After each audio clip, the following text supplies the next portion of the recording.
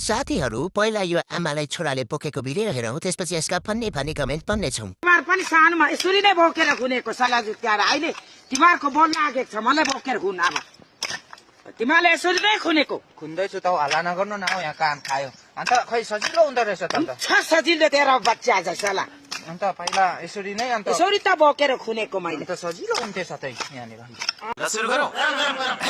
छोरा त मन पर्यो तर सासु नै भयानक। आमा रुनु पनि अनि बुबु नि मान्नु न। हे भगवान पालो सबैको आउँछ भनेको हो रहेछ। हिसाब बराबर भयो अब चाहिँ बुबु खुवाउनु पर्यो भने